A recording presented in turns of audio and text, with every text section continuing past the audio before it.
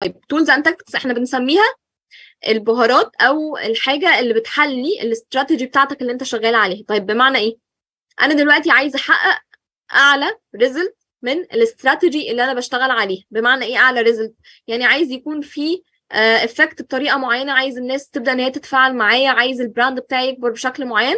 ففي شويه تفاصيل ممكن تساعدك في الجزئيه دي. اللي هقوله وارد ان يناسب الصناعه بتاعتك، وارد لا، مش شرط كل حاجه باخدها. طيب اول حاجه بدايتها هي الانفلونسرز. انا ممكن بقدم له اقتراحات ان انا بناء على الاناليتكس اللي عملتها في الصناعه بتاعتك، انا شايف ان بيكون في اعتماد بشكل ما على استخدام الانفلونسرز. وليكن لو انا بتكلم على براند ليه علاقه بلبن او شاي، فممكن في استخدام الانفلونسر بطريقه معينه ان هو بيحضر ريسيبي ويبدا ان هو يستخدم البرودكت ده.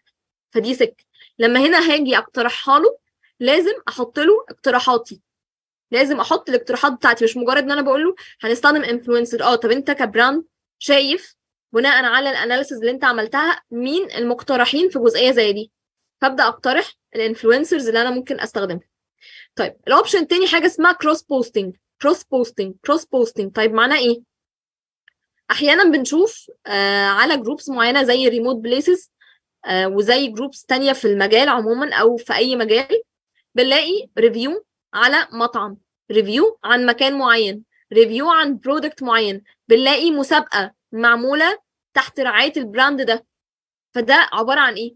ده بيكون زي كولابوريشن او كروس بوستنج مع الجروب ده. بنكون متفقين مع جروب، وليكن ايا كان اسم الجروب هيكون ايه، وليكن انا محتاج البراند بتاعي تفاصيله 1 2 3، محتاج اعمل زي اويرنس عن المنتج بتاعي او عن البراند بتاعي. فممكن بنفكر مع بعض ايه الحاجات اللي ممكن نقدمها للناس على الجروب ده. وليكن ممكن اخلي ناس تيجي تجرب المطعم بتاعي ويبدا ان هو ينزل ريفيو على الجروب، فمنها هيعمل اويرنس، منها هيعمل انجيجمنت والناس تبدا تسال على البراند بتاعي.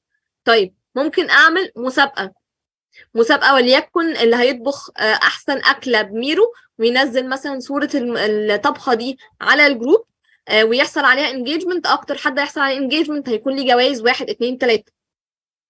طيب ايه تاني ممكن يتعمل؟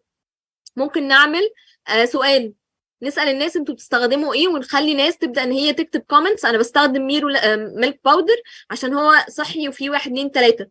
فهنا استخدامي او تعاوني مع جروبس معينه بيخلي في نسبه اويرنس عن البراند ده، وكمان ممكن يحصل انجيجمنت للبراند بتاعي.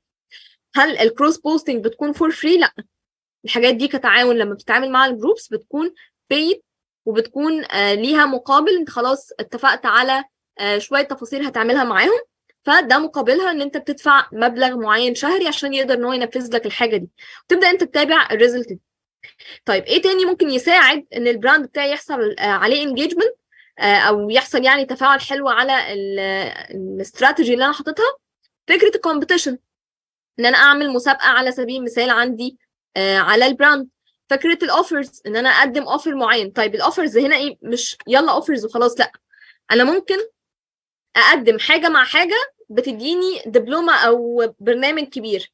يعني بناء على الاناليسيز اللي انا عملتها ممكن الاقي ان المنافسين بيعملوا اكتر من برنامج تدريبي مع بعض ومسميينه دبلومه. فليه انت ما تقدمش ده؟ ما هو ده بما انه بيخلي الناس تتفاعل مع الجزئيه دي ان في حاجه كبيره هاخدها بمبلغ معين بمميزات معينه، فهتلاقيني بروح عليها اكتر من انا بروح على كورس بعينه. فده ممكن يفرق معاك ان انت لما تيجي تديله الاقتراح ده ان انت عايز تعمل اوفرز بشكل معين، ان لو حد اخد الكورس ده مع الكورس ده هيكون ليه خصم معين وهياخد مميزات كذا، هتلاقي بيحصل فيه تفاعل.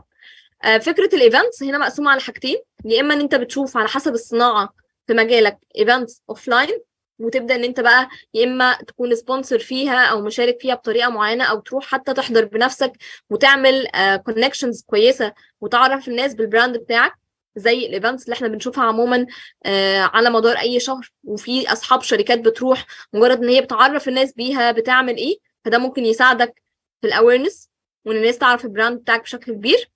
او ان انت تستغل الايام العالميه والمناسبات، ده برضو مقصود بيها اللي هي الانترناشونال دايز، ان انا ابدا العب عليها على السوشيال ميديا عشان تفرق معاك في الارقام.